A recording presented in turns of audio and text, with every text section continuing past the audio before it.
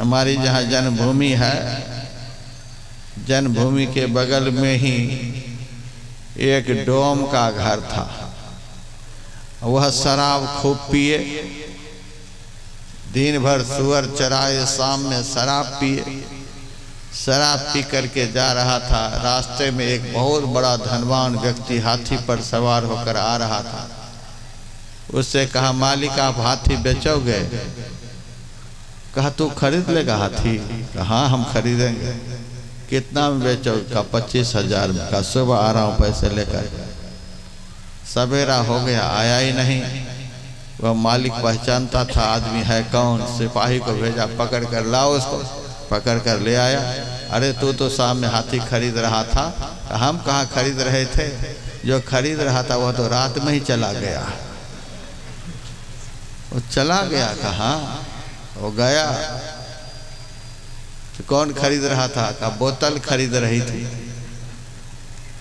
ये देखो, मद तो बहुतक भांत के, ताहि न जाने कोई। तन मद, मन मद, जाति मद, माया मद सब लोग। विद्या मद और गुणों मद, राज मद उन्मद। ये संसार के जितने नशे हैं ये तो समय से उतर जाते हैं। बड़े बड़े के नशे उतर गए संसार में, लेकिन भगवान के भक्त का नशा कभी उतरता नहीं। सारे संसार उनको सताए हैं तो भी भक्त के भजन का नशा कभी उतरता नहीं है।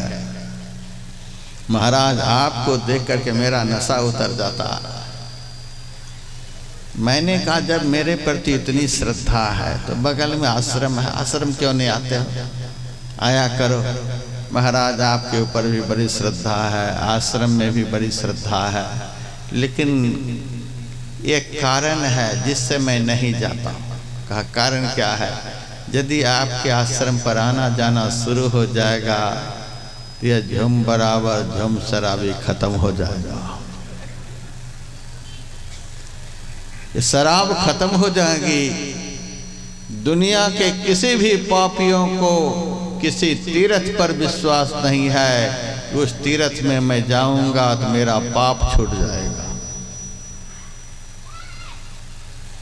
लेकिन संसार के सारे पापियों को यह विश्वास है, यदि संत की शरण में मैं चला गया तो जन्म जन्म का पाप मेरा भस्म हो जाएगा। संत सुंदरदास जी महाराज की वाणी में है, जो कोई जाय मिले इन सोनर, होय पवित्र लगे हरि रंगा। जाते ही, कितना सुंदर शब्द का प्रयोग है। संत के जीवन में उदारता कितनी है। जो कोई जाए, जो भी चला जाए, ब्राह्मण जाए, कसाई जाए, किसी भी जाति का जाए, किसी भी धर्म का जाए, पुरुष जाए, स्त्री जाए, चोर जाए, डकैत जाए, कोई भी जाए, चला तो जाए, बस इसका परिणाम क्या है? होय पवित्र, वह तुरंत पवित्र हो जाएगा। और रंग किसका चढ़ेगा? हरि का रंग चढ़ेगा। हमारे गुरुदेव ने तो हरि के विषय में लिखा है, जिसका नहीं रंग नहीं रूप रेखा, जिसे दिव्य दृष्टि हो से नहीं को देखा। उसका रूप रंग कोई है ही नहीं, तो रंग कौन सा चढ़ेगा? हरि का स्वरूप क्या है? तुमरे ज्योत स्वरूप और तुमरे धुन रूपा। परमात्मा प्रकाश के स्वरूप है। जिस प्रकाश से सारा संसार प्रकाशित होता है वही उनका स्वरूप है। प्रकाश का अर्थ ज्ञान भी होता है। ज्ञान का रंग चढ़ जाएगा और अज्ञानता का रंग उतर जाएगा। लगे हरि रंगा। मेरे से दुमका जिला में भी 2-4 युवकों ने पूछा, महाराज आप यहाँ किस लिए आए हो? मैंने कहा फैक्ट्री लगाने के लिए आया हूँ। आप महात्मा होकर फैक्ट्री लगाते हो? मैंने कहा पैसे हैं महात्मा के पास तो फैक्ट्री कौन लगाएंगे? कितने दिनों तक फैक्ट्री चलाओगे? मैंने कहा 2 दिनों तक। 2 दिनों तक? 2 दिनों में आप क्या बनाओगे? मैंने कहा सारी दुनिया के फैक्ट्रियों में जो 100 साल में नहीं बनेंगे तो मैं 2 दिनों में बना कर जाऊंगा। क्या बना दोगे 2 दिनों में? मैंने कहा जानवर को आदमी बना दूंगा, जानवर को आदमी बनाने वाली फैक्ट्री लगाऊंगा।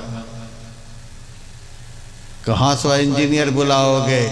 मैंने कहा भागलपुर कुप्पा घाट से। क्या नाम है इंजीनियर का? सदगुरु महर्षि में ही परमहंस, वो आएंगे। हम जो भी बोलते हैं संत वाणी के आधार पर बोलते हैं, ऐसे नहीं हवाई महल बनाते हैं। सतगुरु पशु मानुष करें, मानुष थे सिद्ध सो, दादू सिद्ध थे देवता देव निरंजन। उन्होंने कहा आप जानवर को आदमी बना दोगे? कहा हाँ बिल्कुल बनाऊंगा। फिर तो मैं इस इलाके के सारे जानवर को पंडाल में घुसा देता हूँ, बनाओ आप आदमी। मैंने कहा पहले तो यह बता कि तो जानवर कहता है किसको? तब वह कहता मैं जानवर कहता हूँ गाय को, बैल को, गधा को, कुत्ता को, सुअर को। मैंने कहा बिल्कुल नहीं, ये 4 पैर वाले तो आधे जानवर हैं, जिस मनुष्य में मनुष्यता नहीं है वे पूरे जानवर हैं। किसी किसी को हम बोल चाल की भाषा में कहते देखो ये कैसा गधा है, देखो ये कैसा बैल है। आदमी को आप गधा कैसे कहते हैं, बैल कैसे कहते हैं? सकल सूरत आदमी का है लेकिन आदमी नहीं, उनका कर्म गधा जैसे है। कर्म से आदमी बनता है। संत सदगुरु इस सत्संग के माध्यम से ऐसा सत्कर्म करने के लिए बतलाते हैं, यदि उस सत्कर्म को आदमी करे तो वह जानवर से मनुष्य बन जाएगा, मनुष्य से सिद्ध बन जाएगा, सिद्ध से देवता बन जाएगा, देवता से एक दिन भगवान बन जाएगा।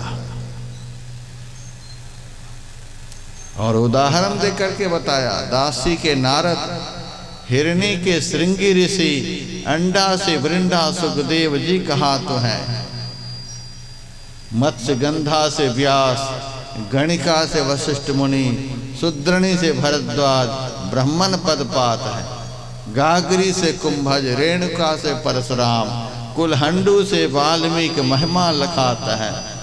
कहे कवि केशवदास कहा लो करो विचार, सत्संग के प्रभाव से शिरोमणि कहता है।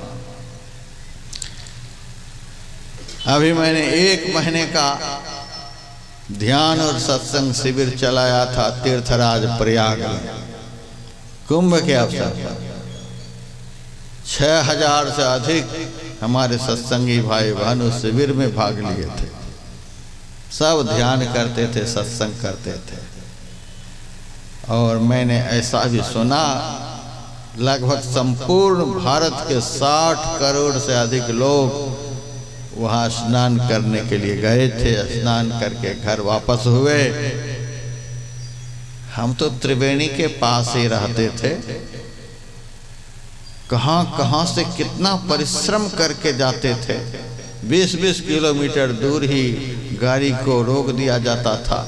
वहाँ से जैसे तैसे पैदल चलकर त्रिवेणी संगम तक पहुँचते थे। सब स्नान करते थे। स्नान करके जैसे निकलते थे, जेब से गुटखा की पुड़िया निकालकर पुड़िया फाड़कर मुंह में डाल लेते थे, चबाते हुए घर वापस जा रहे हैं। कितना परिश्रम करके त्रिवेणी में स्नान किया, लेकिन एक पुड़िया भी भस्म नहीं हुई। अटैची से सिगरेट का डब्बा निकाल लिया और पीते हुए जा रहा है। स्नान करके निकला, होटल में घुस गया, सब कुछ खाते पीते हुए चला जा रहा है। कितना परिश्रम करके त्रिवेणी में स्नान किया, लेकिन पाप करने की प्रवृत्ति खत्म नहीं हुई। जब अभी खत्म नहीं हुई तो आगे कैसे खत्म होगी? लेकिन सुंदरदास जी महाराज कहते हैं, सुंदर शुद्ध करे तत्काल ही। तत्काल पवित्र कर देने वाला यदि दुनिया का कोई तीर्थराज है तो साधु समाज प्रयाग है। यह सत्संग है। सुंदर शुद्ध करे तत्काल। चाणक्य ने बड़ा ही सुंदर नीति शास्त्र में लिखा, साधु नाम दर्शनम पुण्यम। तीर्थों में जाने से पुण्य होता है, मंदिर में जाने से पुण्य होता है, धामों में जाने से पुण्य होता है, यज्ञ भूमि पर जाने से पुण्य होता है, दुनिया में कहीं भी जाने से पुण्य होता है। लेकिन साधु का एक झलक दर्शन कोई कर ले तो उसी से पुण्य होता है और पाप का नाश हो जाता है।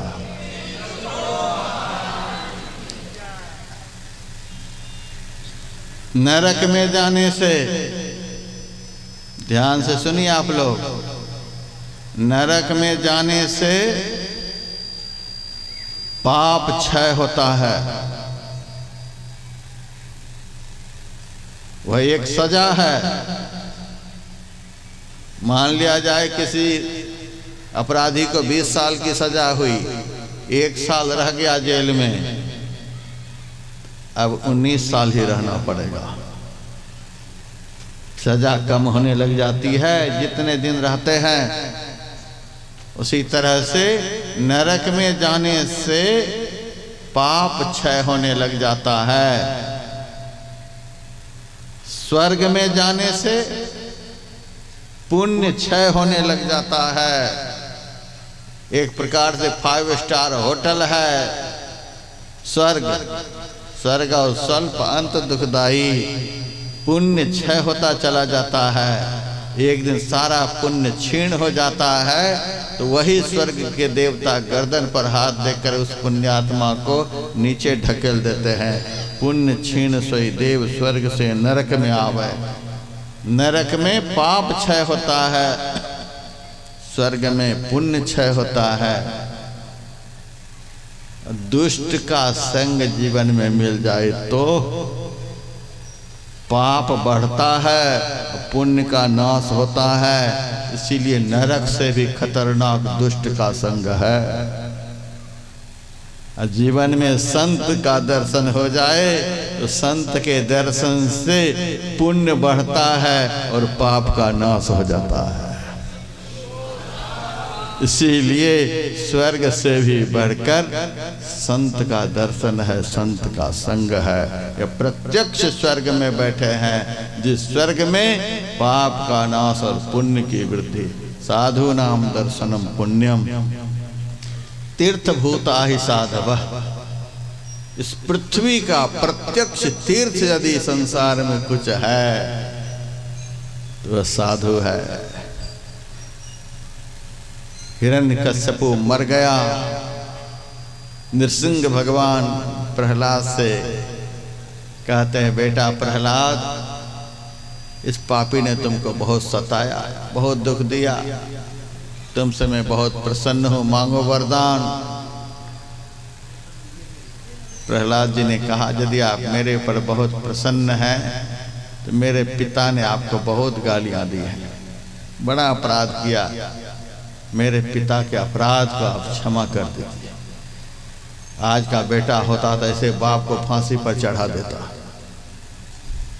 लेकिन देखिए भक्त का हृदय कैसा होता है, साधु का हृदय कैसा होता है। इतना अपमान, इतना तिरस्कार, इतना दंड विधान, इतना सब कुछ उनके साथ हुआ, फिर भी साधु का हृदय कैसा होता है। मेरे पिता के अपराध को आप क्षमा कर दीजिए। आप 33 कोटि देवता को देखिए, किसी के हाथ में तीर है, किसी के हाथ में बर्छी है, किसी के हाथ में तलवार है, किसी के हाथ में गदा है, किसी के हाथ में कुछ है, किसी के हाथ में कुछ है। कोई देवता खाली नजर नहीं आएंगे।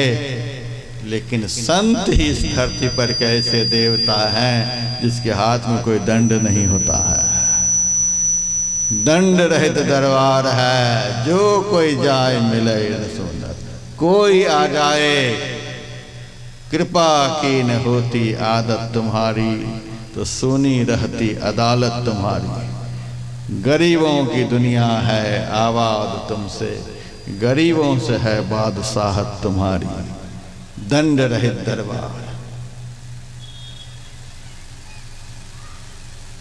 मेरे पिता के अपराध को आप क्षमा कर देंगे। नृसिंह भगवान ने कहा, यह तो कोई वरदान तूने मांगा ही नहीं। कैसे नहीं मांगा?